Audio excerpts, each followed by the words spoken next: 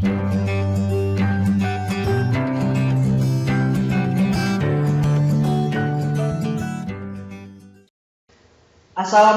warahmatullahi wabarakatuh. Perkenalkan, nama saya Imam Supari. Di sini saya akan menjelaskan materi geografi kelas 10 semester 1 bab 2, yaitu tentang pengetahuan dasar pemetaan, penginderaan jauh, dan sistem informasi geografis. Nah, yang pertama, peta. Peta telah ada digunakan manusia sejak manusia melakukan penjelajahan dan penelitian ke berbagai wilayah di permukaan bumi.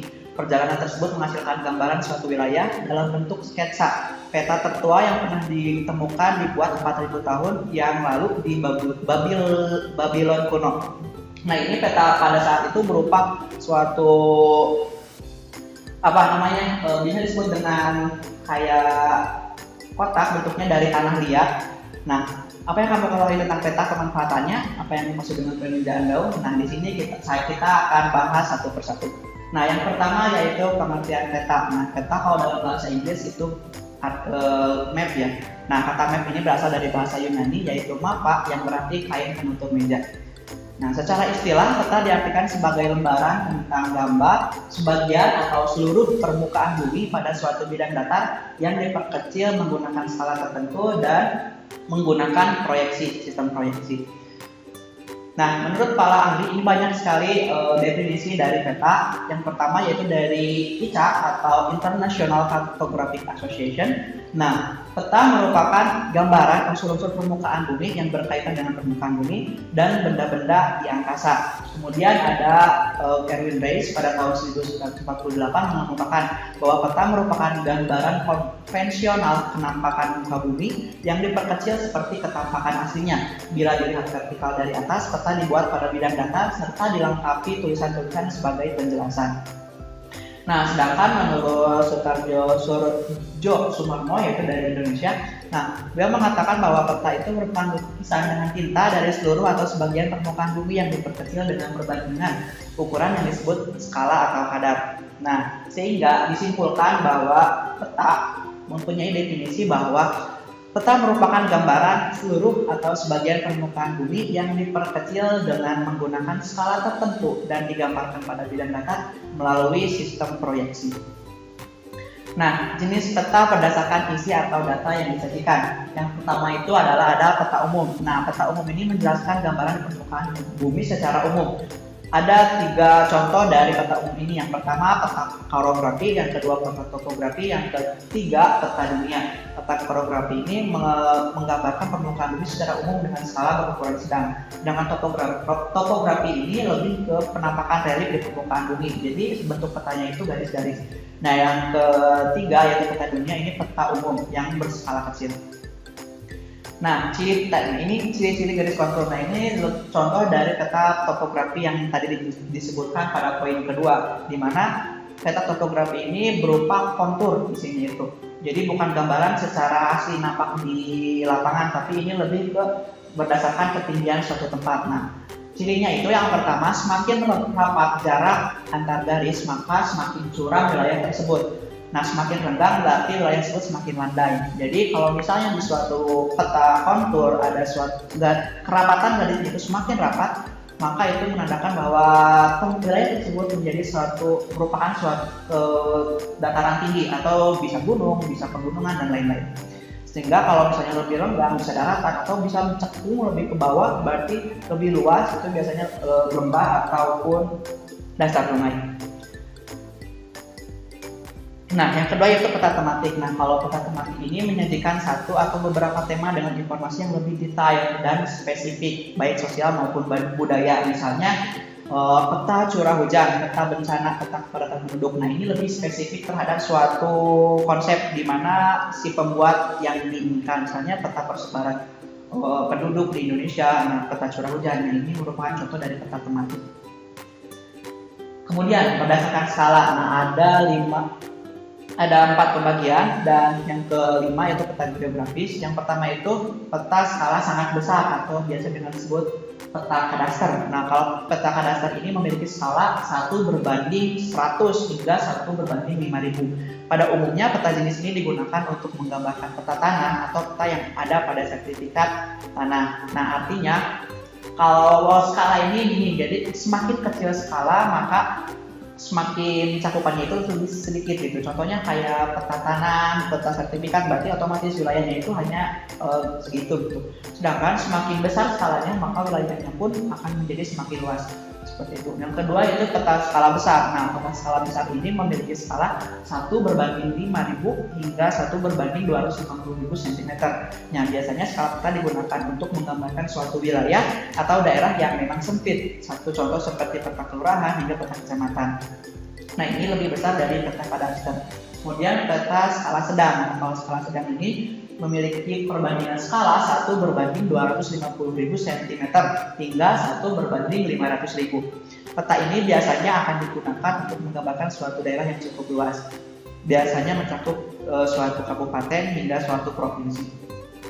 Kemudian ada peta skala kecil. Nah, peta skala kecil memiliki skala 1 berbanding 500.000 hingga 1 berbanding 1 juta atau bahkan lebih. Peta skala ini biasa digunakan untuk menggambarkan suatu daerah atau wilayah yang luas, misalnya peta sebuah negara atau peta misalnya peta Indonesia.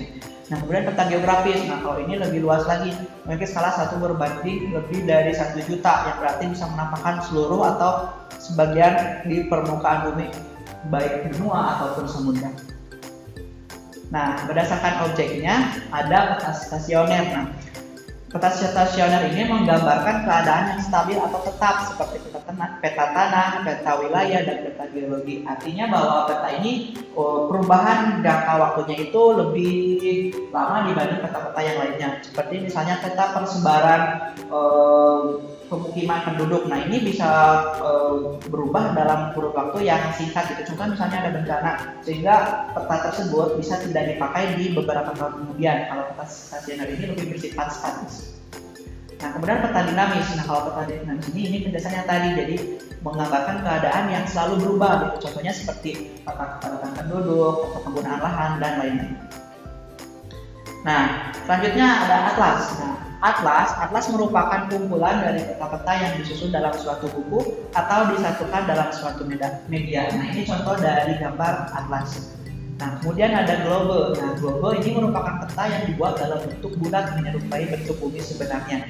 Nah, jadi jika digambarkan seperti ini, globe ini merupakan gambaran dari bumi secara keseluruhan dan bentuknya itu hampir sama dengan bumi nyatanya di tata surya. Nah, fungsi pembuatan peta. Fungsi pembuatan peta ada 4. Yang pertama, menunjukkan letak atau lokasi suatu tempat di permukaan bumi. Yang kedua, memperlihatkan atau menggambarkan fenomena-fenomena dan bentuk-bentuk pada permukaan bumi. Yang ketiga, memperlihatkan ukuran, luas daerah dan jarak di permukaan bumi. Dan yang terakhir yaitu menunjukkan informasi dalam konteks keuangan. Nah, kita ketahui bahwa bumi ini sangat luas sehingga kita tidak bisa berpergian dari suatu tempat ke tempat lainnya itu dengan seenaknya itu. Nah, di sini fungsi dari peta atau globe ini kita bisa mengetahui suatu wilayah tanpa harus datang ke tempatnya gitu. Di sana kita disajikan beberapa informasi yang telah tercantumkan di keterangan dari peta tersebut atau legenda. Nah, kemudian ada tujuan pembuatan peta. Di sini tujuan pembuatan peta ada 5. Yang pertama, membantu suatu pekerjaan, misalnya konstruksi jalan, navigasi atau perencanaan. Yang kedua ada analisis dan spasial. Yang ketiga menyimpan informasi. Yang keempat membantu dalam pembuatan suatu desain. Dan yang kelima komunikasi informasi ruang. Nah, sebenarnya tujuan pembuatan peta ini lebih kecil ya. Sebenarnya banyak sekali tujuan dari pembuatan peta, tergantung dari orang yang membuat peta tersebut tujuannya untuk apa gitu. Seperti itu. Nah, di sini ada komponen peta. Jadi suatu peta harus memiliki komponen yang lengkap gitu. Yang pertama ada judul. Seperti contohnya di atas, peta bahaya longsor Provinsi Banten. Nah, itu berarti judul. Nah, yang kedua yaitu orientasi. Nah, ya di sebelah pojok kanan bentuknya arah. Nah, orientasi ini menjelaskan bahwa posisi dari suatu wilayah tersebut arahnya kemana gitu. Misalnya itu north berarti utara, utaranya berarti ke sebelah sana. Nah, kemudian ada skala. Nah, skala ini menjelaskan perbandingan antara luas wilayah asli dengan luas wilayah yang ada di peta. Nah, kemudian yang keempat ada legenda. Nah, legenda ini adalah menjelaskan keterangan-keterangan yang ada, menjelaskan atau simbol-simbol yang ada di peta isi seperti itu. Dan yang selanjutnya yaitu insert peta. Nah, insert peta ini Fungsinya itu adalah memaparkan lokasi peta yang ada di sini. Misalnya ini peta Provinsi Banten. Nah, di peta insertnya itu adalah keseluruhan Pulau Jawa. Oh, berarti Provinsi Banten ada di Pulau Jawa gitu. Jadi fungsinya seperti itu. Nah, kemudian sumber peta. Nah, sumber peta ini kenapa dimasukkan ke sini? Karena peta itu tadi ada bersifat dinamis dan statis, di mana pasti ada perubahan atau ada kadaluarsanya seperti itu. Jadi dibutuhkan adanya sumber peta, baik siapa pembuatnya, pada tahun berapa, dan sumbernya dari mana.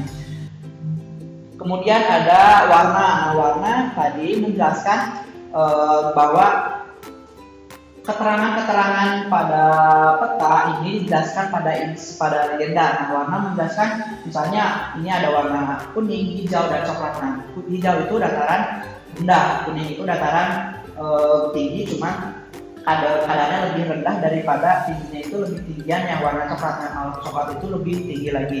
Kemudian ada garis tepi atau biasa saya nyebutnya itu border. Nah, jadi peta itu harus ada bordernya. Fungsinya buat apa? Untuk membatasi antara peta dalam peta dan di luarnya. Kemudian ada koordinat atau bujur dan lintang. Nah, kalau koordinat ini menjelaskan posisi dari wilayah tersebut dilihat dari garis lintang dunia seperti itu. Nah, sekarang skala itu terbagi menjadi 3. Yang pertama itu ada skala numerik, skala grafis, dan yang ketiga itu ada skala verbal. Kalau skala numerik itu skala angka itu biasa penulisannya itu 1 berbanding misalnya 500.000. Nah, berarti artinya 1 cm di peta sama dengan 200.000 di lapangan, 200.000 cm di lapangan. Kemudian ada skala grafis. Nah, kalau skala grafis skala batang itu bentuknya itu batang. Sama saja seperti skala angka, ada angkanya misalnya 1, 200. Nah, berarti 1 cm di peta sama dengan 200 cm di lapangan. Kemudian kalau skala verbal ini jarang digunakan. Biasanya yang digunakan itu skala numerik sama skala grafis seperti itu. Kalau skala verbal itu langsung ditulis di berupa tulisan gitu di petanya. Contohnya itu seperti 1 cm approximately 2 km, berarti 1 cm di peta sama dengan 2 km di lapangan. Nah, ini contoh dari skala numerik 1 berbanding 200.000. Nah, itu skala grafis, contohnya seperti itu contoh skala grafis. Gambar skala grafis ada juga yang biasanya hitam putih. Nah, perhitungan skala itu sama dengan jarak pada peta dibagi jarak sebenarnya. Sedangkan kalau jarak sebenarnya itu jarak peta dibagi skala. Kalau jarak peta sama dengan skala dikali jarak sebenarnya. Nah, tadi kan definisi bahwa peta itu dibuat menggunakan sistem proyeksi. Nah, kenapa sih harus pakai sistem proyeksi? Jadi gini, kalau bumi itu kan berbentuknya itu kalau kita biasanya bulat, sebenarnya bukan bulat sih, tapi memapat ke ujung. Nah, kita tidak bisa seenaknya menyalin bumi yang bulat itu ke dalam suatu bidang datar. Karena kenapa? Karena pasti nanti ada sangat banyak sekali kesalahan yang akan terjadi. Nah, untuk meminimalisir suatu kesalahan tersebut, maka dibuatlah sistem proyeksi. Nah, proyeksi peta ini gambarannya itu merupakan sebagian atau seluruh permukaan bumi dari bidang yang ke bidang datar. Nah, contohnya ini. Nah, itu ada 3 contoh proyeksi. Ada proyeksi kerucut, ada proyeksi tabung, dan ada proyeksi persegi. Nah, syarat-syarat proyeksi. Jadi ada 3 syarat proyeksi dalam pembuatan peta. Yang pertama itu conform. Nah, conform ini mempertahankan besarnya sudut. Bentuk di peta harus sesuai dengan bentuk aslinya di dalam. Nah, yang kedua ada equidistance. Nah, kalau equidistance ini memperhatikan jarak dan mempertahankannya. Nah, jarak pada peta harus sebanding dengan jarak aslinya di alam. Kemudian ada equivalen. Yang ketiga yaitu mempertahankan luas. Artinya luas pada peta harus sebanding dengan luas aslinya di dalam. Nah, tadi ini sudah dijelaskan tadi. Yang pertama itu ada jenis-jenis proyeksi, ada proyeksi azimutal atau zenital. Nah, menggunakan bidang datar sebagai bidang proyeksinya. Jadi tadi contohnya itu dalam bentuk persegi, kertasnya langsung ditempel. Nah, di sini ada 3 proyeksi. Yang pertama azimut normal. Nah, bidang proyeksinya menyinggung kutub. Jadi artinya posisi proyeksinya itu di kutub, atau bisa di kutub utara atau di kutub selatan, di atas atau di bawah. Nah, kemudian ada azimut transversal atau bidang proyeksinya tegak lurus menyinggung ekuator. Nah, kalau ini di samping. Jadi tujuannya itu untuk memproyeksi wilayah yang berada di ekuator atau di pertengahan bumi. Dan kemudian ada azimut oblique atau miring. Nah, bidang proyeksinya menyinggung salah satu tempat antara kutub dan ekuator. Jadi posisi itu miring antara si ekuator dengan si kutub. Misalnya contohnya kutub utara. Nah, berarti posisi proyeksinya itu di sebelah sini. Seperti itu. Nah, yang pertama ada proyeksi azimutal. Ini yang tadi dicontohkan, azimutal zenital. Jadi gambarnya itu bumi baik di north ataupun misalnya di south, itu bisa di kedua. Cuman proyeksi azimutal ini yang tadi di atas atau di bawah. Nah, ini proyeksi kerucut. Nah, kalau bedanya itu, kalau proyeksi kerucut ini menggunakan proyeksinya itu bidang kerucut.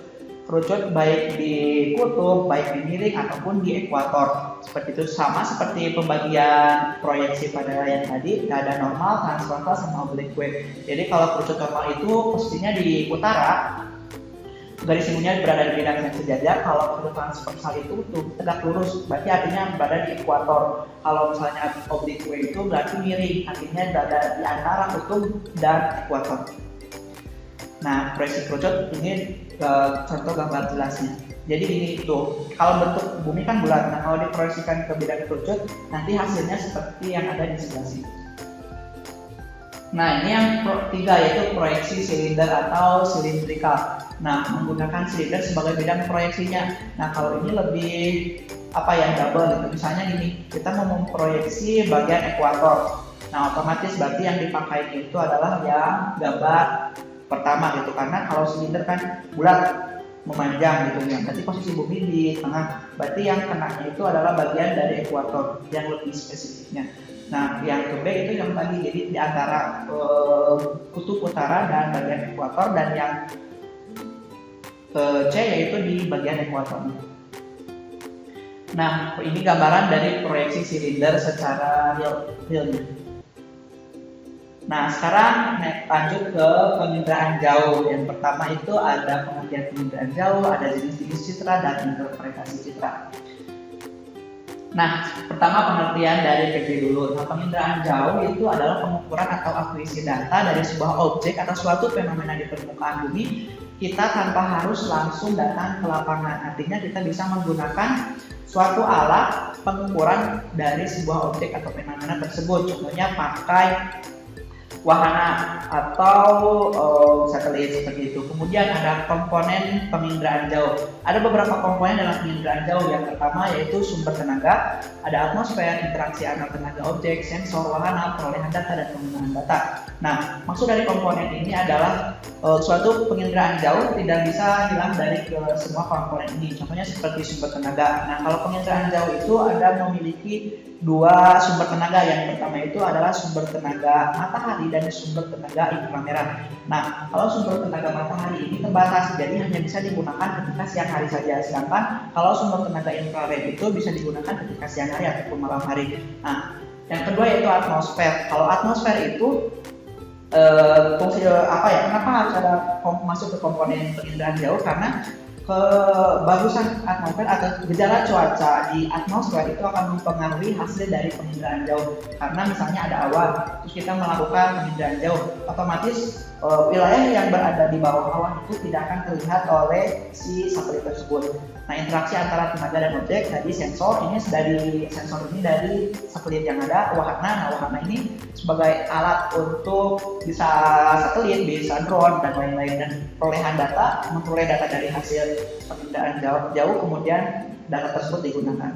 Nah, teknik penginderaan jauh ini yang dapat dikumpulkan dengan berbagai macam peralatan tergantung kepada objek atau fenomena yang sedang diamati. Umumnya, teknik penginderaan jauh memanfaatkan cahaya matahari yang dipancarkan atau dipantulkan oleh objek yang diamati dalam frekuensi tertentu. Nah, kemudian manfaat penginderaan jauh ini banyak sekali dimanfaatkan dalam berbagai bidang, terutama yang pertama itu dalam bidang geodesi, bidang kelautan, bidang hidrologi, bidang geologi, bidang meteorologi dan klimatologi, dan bidang oceanografi. Nah, ini dari tadi, jadi komponen penginderaan jauh. Yang pertama di sebelah sini ada matahari. Nah, matahari ini sebagai sumber tenaga di mana cahaya matahari atau radiasi matahari bakal dipantulkan oleh suatu objek sehingga objek tersebut bisa nampak di sensor dan kemudian akan dipancarkan kembali ke permukaan. Nah, hasil dari pantulan tersebut maka akan masuk atau menjadi data visual dan menghasilkan suatu citra atau foto udara. Nah, hasil dari foto udara tersebut atau citra tersebut akan digunakan oleh orang yang melakukan penelitian. Nah, jenis-jenis citra foto. Nah, tadi citra foto berdasarkan spektrum elektromagnetik yang digunakan. Citra foto berdasarkan warna, citra foto berdasarkan sumbu kamera, citra foto berdasarkan jumlah kamera. Jadi citra foto itu tidak hanya satu warna, misalnya satu penampakan hijau, misalnya sesuai yang di permukaan bumi, tidak, tapi ada berbagai macam warna atau tergantung dari spektrum elektromagnetik yang digunakan. Nah, citra non foto ada citra inframerah termal, jadi ini hanya untuk melihat keadaan termal di suatu wilayah panas bumi misalnya. Contoh, kemudian ada citra microwave dan citra radar, dan terakhir ada citra satelit. Nah, interpretasi citra. Interpretasi citra adalah perbuatan mengkaji foto udara dan atau citra dengan maksud untuk mengidentifikasi objek dan menilai arti pentingnya objek tersebut. Nah, kenapa harus ada interpretasi? Karena ini suatu citra atau hasil dari penginderaan jauh, misalnya foto udara atau citra, itu pasti hasilnya itu kan ambilnya itu dari atas. Nah, itu kita tidak bisa langsung ini tuh misalnya perkebunan, ini tuh bangunan. Nah, tidak seperti itu, karena ada beberapa unsur yang harus kita perhatikan ketika menginterpretasi peta. Nah, unsur tersebut ada 7. Yang pertama itu ada rona dan warna, yang kedua bentuk, yang ketiga ukuran, yang keempat tekstur, yang kelima pola, yang keenam bayangan, dan yang ketujuh situs. Nah, yang pertama rona dan warna. Nah, rona dan warna ini kenapa menjadi unsur interpretasi ini? Kalau misalnya kita menginterpretasi peta, misalnya ada suatu wilayah warnanya hijau, otomatis berarti hutan kan? Hutan. Terus bentuk, kedua bentuk. Nah, misalnya bentuknya itu berpola. Polanya itu misalnya seperti pola persawahan. Ini mah kayaknya ladang misalnya. Nah, terus ada ukuran. Nanti yang ketiga ukuran. Misalnya ukurannya cuma kecil-kecil. Berarti ini sawah yang emang luasnya itu tidak terlalu luas. Nah, kemudian tekstur. Nah, kalau tekstur ini lebih ke kerapatan, misalnya rapat suatu wilayah. Tadi misalnya hijau, bentuknya kotak-kotak kayak sawah, ukurannya tidak terlalu besar, teksturnya rapat. Berarti ini sawah, karena kalau misalnya pohon itu tidak mungkin terlalu rapat seperti itu. Nah, kemudian pola, ada polanya seperti tadi, terus ada bayangan. Nah, kalau bayangan ini lebih ke benda-benda tinggi yang menghasilkan bayangan, contohnya seperti gedung-gedung tinggi. Nah, makanya ketika di perkotaan, fungsi bayangan itu sebenarnya untuk memperkirakan suatu tinggi suatu objek, tapi biasanya bayangan ini akan mengganggu hasil dari citra. Karena kenapa? Jika ada suatu objek yang berada di bawah bayangan, maka tidak akan tertangkap oleh si citra tersebut. Itu dari kelebihan dan kelemahan dari bayangan. Kemudian situs. Nah, kalau situs ini lebih mirip dengan bayangan. Kemudian ada tahapan interpretasi, ada 3. Yang pertama deteksi. Nah, deteksi ini dari penginderaan jauh tersebut. Kemudian ada identifikasi. Nah, identifikasi berdasarkan dari unsur interpretasi citra yang ada. Nah, kemudian analisis. Nah, sekarang dari sistem informasi geografis. Nah, sistem informasi geografis ini mempunyai arti menurut Arona bahwa sistem informasi geografis ini didasarkan pada kerja komputer yang memasukkan, mengelola, memanipulasi, dan menganalisis data serta memberi uraian. Nah, menurut Petrus, bahwa SIG ini adalah sistem berbasis komputer yang digunakan untuk menyimpan, manipulasi, dan menganalisis informasi geografis. Jadi artinya SIG ini adalah suatu proses di mana mendapatkan data terus dianalisis di suatu perangkat keras ataupun perangkat lunak seperti itu. Nah, kemudian ada komponen SIG. Yang pertama ada perangkat keras atau hardware, yang kedua ada perangkat lunaknya software, dan ada data spasial atau data atribut, kemudian ada manusia atau orang yang mengoperasikan data tersebut, dan yang kelima adalah metode yang digunakan ketika menggunakan SIG. Nah, kemudian ruang lingkup SIG. Ruang lingkup SIG itu ada 7. Yang pertama input, ada manipulasi data, manajemen, ada query analysis, yang kelima ada analysis of proximity, yang keenam analysis overlay, dan yang ketujuh ada visualisasi. Nah, manfaat SIG ini sebenarnya banyak. Di sini saya memasukkan beberapa. Yang pertama manajemen tata guna lahan, yang kedua inventarisasi sumber daya alam, yang ketiga bentuk pengawasan daerah bencana alam, dan yang keempat bagi perencanaan wilayah dan kota. Nah, tahapan kerja SIG yang tadi, jadi ada pemasukan data, ada pengelolaan data, dan ada analisis. Kalau pemasukan data, ini data yang diolah oleh SIG, data geososial, yaitu data tentang lokasi geografis. Nah, kalau pengelolaan data itu ada 2, yaitu pengarsipan dan pemodelan. Dan yang analisis data itu ada 3, ada buffering, ada scoring, sama overlay. Kalau buffering itu adalah tahap di mana pembuatan poligon baru berdasarkan jarak yang telah ditentukan. Sedangkan scoring adalah tahap dilakukan dengan memberi nilai dari sifat parameter yang digunakan dalam analisis. Dan yang terakhir yaitu overlay, yaitu tahap penggabungan dua data grafis atau lebih secara tumpang susun sesuai dari perolehan data seperti itu. Terima kasih. Berikut merupakan materi dari kelas 10 semester 1 bab 2 tentang pengetahuan dasar pemetaan, penginderaan jauh, dan sistem informasi geografis. Assalamualaikum warahmatullahi wabarakatuh. Kunjungi sosial media lainnya seperti website kami di pkbmalfata.com, Facebook PKB Malfata Manunjaya, Instagram PKB Malfata Official. Dan terima kasih telah klik video ini. Jangan lupa like, comment, share, and subscribe untuk menunjukkan dukungan kamu terhadap channel ini. Enjoy the video, PKB Malfata.